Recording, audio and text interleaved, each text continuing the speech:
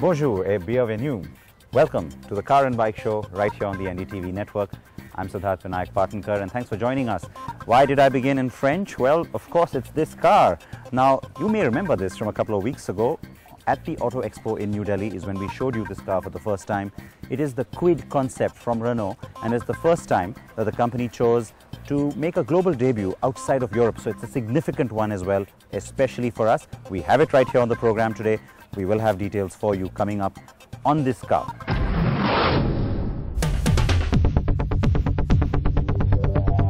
Renault certainly did take everyone by surprise when it decided to take the covers off this car at the Delhi Auto Expo. Why? Well, it's Renault, a French company with a history of being very Europe-centric. Well, that is what the New World Order is all about, right? The first concept unveiled outside Europe is indeed of significance to Renault and to us because it tells the world two things: that India is significant despite the policy muddle and the recent slowdown, and that compact vehicles like the Kwid concept are the way to go if you want success in this highly competitive market.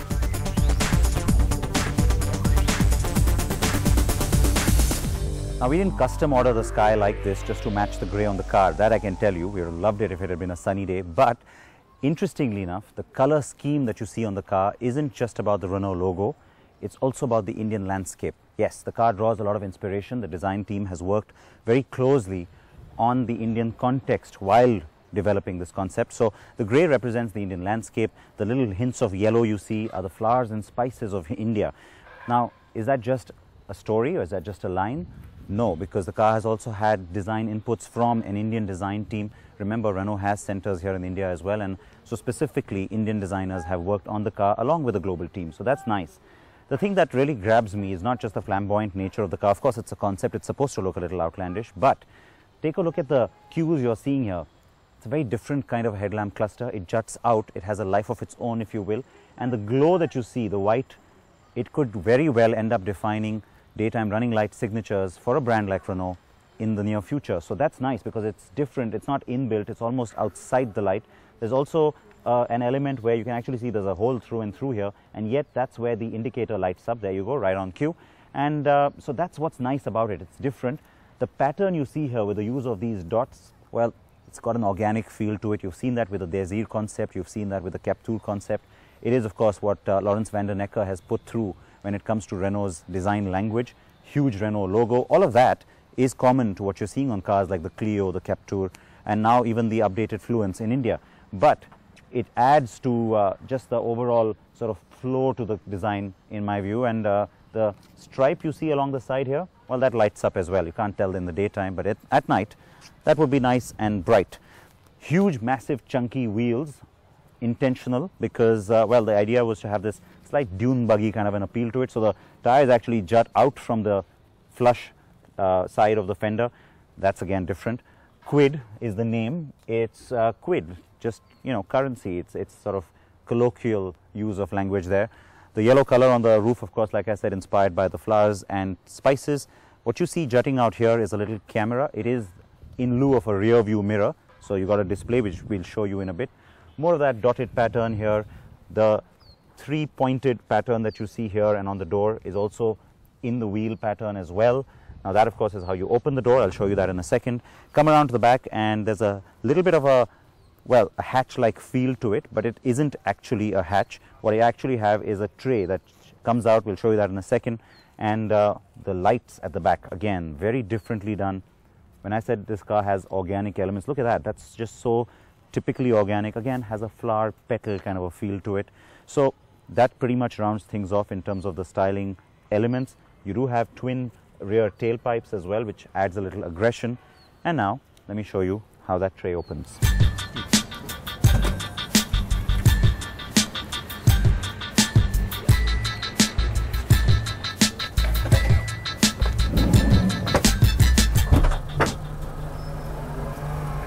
That's nice and futuristic. I'll tell you what, the cabin from the outside gives you the impression of being a little cramped, but it's surprisingly spacious. You do feel cocooned in it, and yet you don't feel cramped. So that's a credit to the designer. You are sitting in the middle here as the driver, which is of course odd, and it's not in line with any regulations in any market. But again, the surprise, when you sit here and you take charge of the wheel, you feel in command. It's got this cockpit-like view that's laid out in front of you. You don't find it odd somehow sitting in the middle when you're driving the car. Now, the display is, of course, futuristic looking. This is a concept car. But a little TFT screen here that gives you all the information that you need. You've got the speed that shows up here on this glass, and the big, massive screen here is to give you the display of the flying companion. Remember, there's this helicam that's mounted on the roof of the car. We don't have it right now because, well, they've taken it back to France. But it was there at the Auto Expo.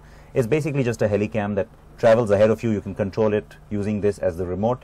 And it tells you about traffic conditions or road conditions further up ahead of you, so it kind of warns you, if you will. Yeah, a little bit of a gimmick, it works. The other thing that grabs you right away, though, is the seats and the pattern and the color palette. That is very futuristic. There's this honeycomb pattern to the dash and to the whole interior, in fact. But it's this lattice work that you see on the seats and on the door panels. That's what's interesting, because it's been inspired by a bird's nest, if you please, but it also serves a dual purpose. Remember, the car draws inspiration from India, so it's in line with our climate. The separation between the lattice and the seat gives you a sense of airiness, so kind of keeps you cool, or so they say. So that's the inspiration behind that. And yeah, I have to say that everything else, the little features like rear view cameras instead of mirrors with display here and the little screens, and the fact that there's no big clunky transmission. You've got this little rotary dial, somewhat like the Jags, that allows you to put the car in gear. And then also the climate control on the door, the individual climate control system for passengers on both sides of the car, right there on the door, and a big rotary dial in the back. It's different, it's interesting, and it's pretty exciting, I can tell you, because of course it is a concept.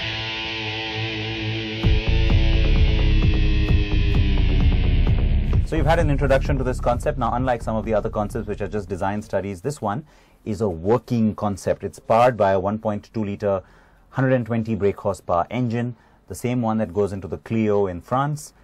I am all set.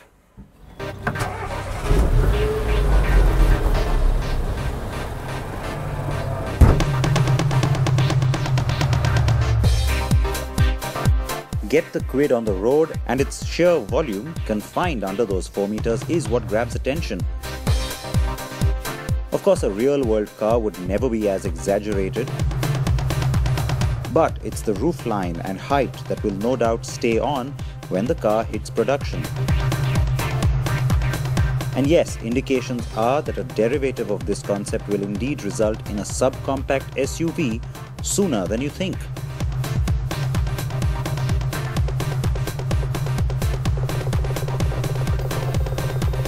Now, this is a concept car, so no doubt about it, there's going to be shakes and rattles and all sorts of things, because this isn't a manufactured car body. I mean, it isn't one that's really ready for the road, yet it's functional, it's drivable, and so that's what makes the whole experience a little bit special.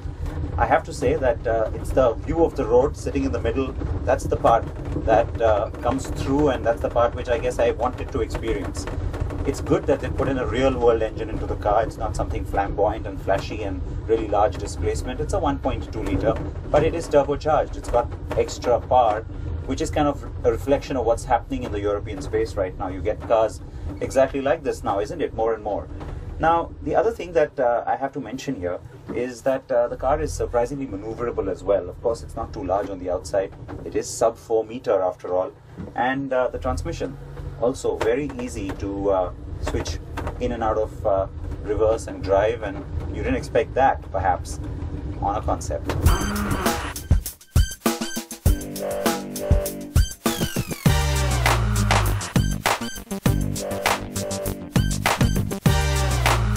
Besides the India debut, the bigger Indian connect, as I mentioned, comes from the design teams that worked on the Kwid. exterior design came from Renault Design America Latina in Brazil, another emerging market, where such a product would be relevant. But the color and trim work happened in India, carried out by Neha Lad, while Mishu Batra designed the awesome bird's nest interior. Of course, overall design was in keeping with Renault's new design language globally that's taking the world by storm under the helm of Lawrence van der Necker. I spoke with Lawrence when he was in India at the Expo.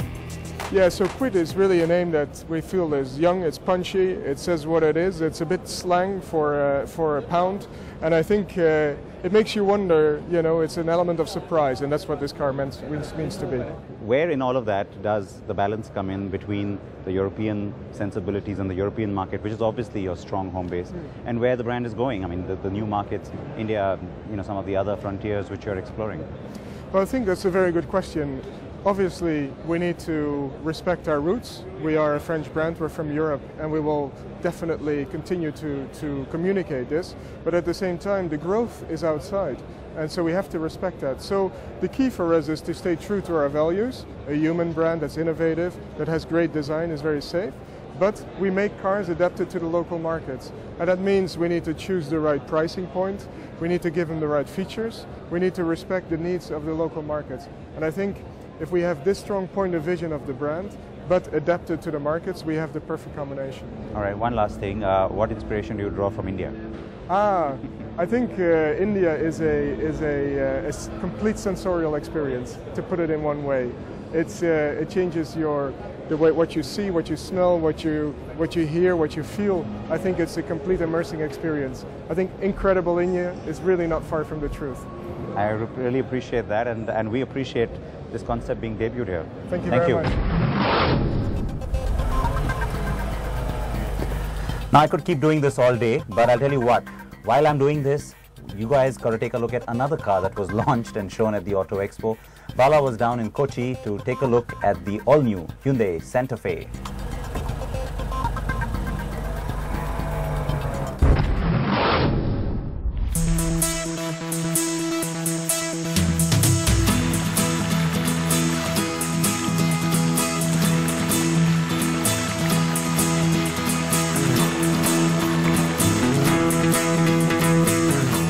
We decided to get our feet a little bit wet with the new Santa Fe, just to get a sense if it's actually as muscular off the road as it looks. Now the new bold, aggressive design on the Santa Fe is something what Hyundai calls the Storm Edge design language, which is really an advanced version of the fluidic design that you see on all their cars. Now under the hood, it's still the same 2.2-litre CRDI engine, but the automatic, the 6-speed automatic that you're driving today is much more refined and much more fuel efficient. From the looks of it, the new Santa Fe comes across as a strong yet sophisticated SUV in its now fluidic design. The sharper-looking xenon headlamps with LED daytime running lights make the face of the SUV look bold. The fog lamps now come with a cornering function which automatically lights up in the direction you turn. Surprisingly, despite the SUV's aggressive stance, the car's ground clearance of 185 mm is actually lower than that of its predecessor at 200 mm. The rear is every bit the SUV, with a rear spoiler, skid plates, chrome tip exhaust and attractive LED rear combination lamps.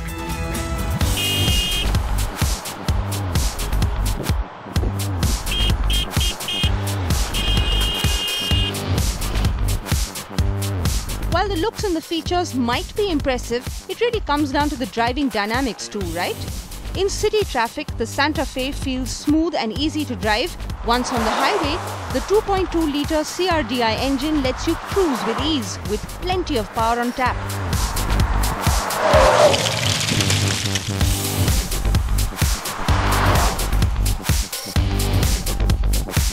Now the 2.2-litre diesel engine is fairly quiet, but does grunt a bit, especially when you push it for more power. But you don't mind that actually, especially when that electronic turbocharge unit kicks in as you push the pedal for more power. Also, there's lots of fun on the steering wheel, as Hyundai has offered 3 modes on the steering: normal, comfort and sport. And sport obviously being the most fun, as the steering gets a lot more heavy and responsive and makes that overall driving experience a lot more enjoyable. The claimed ARAI certified fuel efficiency for the manual transmission version is 14.74 kilometers a litre, while the automatic is at 13.01 kilometers a litre, which is much higher than the outgoing model's mileage of 11.76 kilometers to the litre. Hyundai expects the automatic two-wheel and four-wheel drive variants to be the demand drivers. The top-end four-wheel drive variant is generously loaded. Advanced traction cornering control, hill start assist and downhill brake control is standard. An active eco mode available only on the top-end variant controls air conditioning output, and powertrain to achieve better efficiency is also welcome. Acceleration is smooth and quick, with the engine never short on power, especially on the straight stretches. The handling on turns at high speeds is not very precise and the car does tend to feel heavy. There is excessive body roll though, so don't expect a sporty, performance-oriented drive, as the SUV handles and behaves more like a family SUV really. The engine noise and vibration levels are reasonably well insulated inside the cabin. The driving position is also decent, with a reasonably good view of the road. The large rear seats in the second row do recline and manually slide for extra legroom and comfort, which will be a positive for the chauffeured variety. The suspension also works fairly well and it soaks up the potholes with ease. The four-wheel drive system assesses road conditions and automatically engages the rear-wheel traction control for a smoother and safer driving experience. But besides that short stint in the low-lying stream, we couldn't really put the Santa Fe through a more rigorous off-ride road. Have to say though, it doesn't really inspire that kind of confidence like, say, a Pajero Sport does.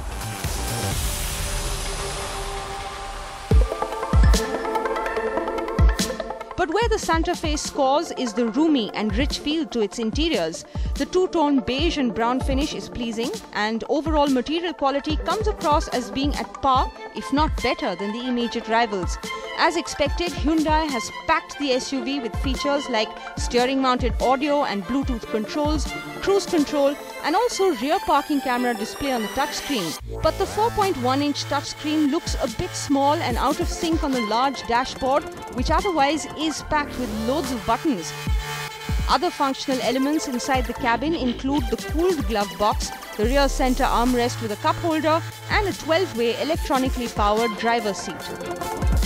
The rear seats are large and comfortable, but the last row of the 7-seater feels cramped and strictly for kids. The dual-zone air conditioning with vents for both rows is a plus. Boot space is generous with the third row folded down. Given its popularity in the US and European markets, the new third-generation Santa Fe has been engineered not just at the South Korean headquarters, but also carries a large number of inputs received from various global teams. India has been waiting a while for this new model, and Hyundai finally launched it at the recent Auto Expo. The new Santa Fe will be available in 3 variants: the two-wheel drive manual transmission, two-wheel drive automatic transmission, and four-wheel drive automatic transmission. Prices start at 26.3 lakh rupees ex-showroom Delhi, all the way up to 29.25 lakhs for the top end. The market dynamics have changed quite a bit in this premium SUV segment, with the likes of BMW X1 and the Audi Q3 available around the same price bracket. Also on the lower end of this segment, the likes of the Toyota Fortuner, the SsangYong Rexton, the Renault Koleos will look to be more value for money premium SUVs. But to be fair, Hyundai has done pretty much everything right with the new Santa Fe, with the new bolder design, feature-rich cabin and a powerful engine. But the premium pricing might go against this SUV and could prove to be a missed opportunity for Hyundai. Alright, it is time for a very short break here on CNB. I am going to continue to drive the Kwid as long as I can. Join us after a short break.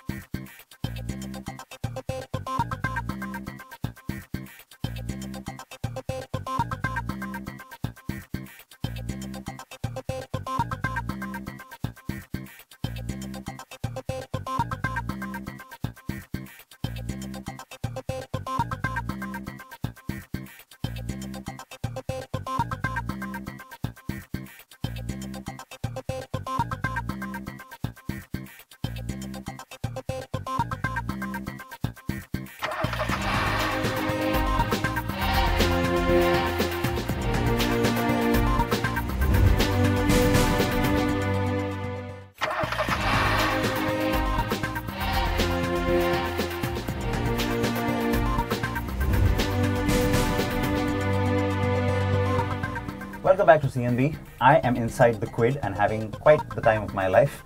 But we also had a lot of fun a few days ago at the Expo. You remember we had the CNB Hangout with Ranbir Kapoor at the Hero Pavilion. It's time for us to bring you part 2 of that interaction.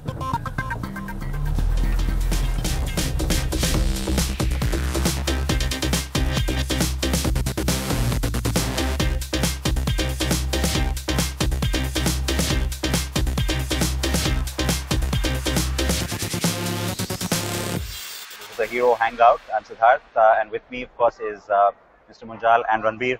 We're going to jump straight into it with our other contest winners. We've got even more of them who are now joining us. So let's quickly go ahead and welcome all of them. Hi guys, thanks for being here with us. I'm going to jump straight into it. Anshuman from Delhi. Hi Ranbir, my question is for you. When will you be next riding a bike in a movie? I think on my next movie that I'm doing, a film called Jagga Jasoos that Anurag Basu is directing. My character Jagga has invented a bike himself, so that should be pretty cool. So I'm looking forward to that. Abhimanyu from Mumbai. My question is to Pawan sir. What according to you is the future of two-wheelers in India? The Indian two-wheeler industry is still very lowly penetrated, but the penetration levels are just in the range of 20 to 25% in the urban areas and between 7 and 10% in the rural areas. Our kind of population, with our kind of growth, the economy is going to see in the future the two-wheelers have a brilliant future, which is why we are getting ready for the future. We're putting up capacities to produce more. We are entering markets with newer segments, not just in India, also globally. All right, next question. We're going to Anish from Bangalore. Anish. My question is to you, Ranbir, actually, on a lighter note that, biking is always associated with, some sort of fun, and, people do remember the earlier stages when they were actually riding bike in college. I wanted to ask you, what is your earliest memory of, riding a bike, and who was your actual first pillion driver when you were riding your bike in those days? Well, I remember the first time I rode a bike myself independently was a scooty that I was gifted by my mum on my, I think my 16th birthday. I wasn't really allowed to ride on the road because I was underage, but my house compound I used to ride it. All right, I'm told that we have almost run out of time, so I'll quickly ask you. You just spoke about Budapest, but let me ask you, any other dream destination when it comes to good roads and just driving? I think I've heard a lot about Ladakh and Leh, to ride a bike or even drive a car there. So I'm looking forward to that. I haven't really traveled much around India. I think I would like to do that. So maybe one day me and Pawan sir can, get 2 of these Astro bikes and just ride to Ladakh. Thank you, Ranbir, for being here with us at the Expo. It's great to have you in Delhi for a change. Absolutely. I hope I come here every year. Thank you, Pawanji. Thank you, Sid. And thank you to all you guys for coming and hanging out with us. It was really a pleasure. And hope that the next time we all hang out, it will be for a longer time. All right, folks, that pretty much wraps things up here. Like I had been saying right through this half hour, I could spend even more time with this car because, of course, spending time with the concept is a little bit special. Now, is the car refined? Is it ready for the road? Of course not. But it does hint to us the kind of appeal future vehicles might carry from Renault. And remember, this one's sub 4 meters. I keep saying that.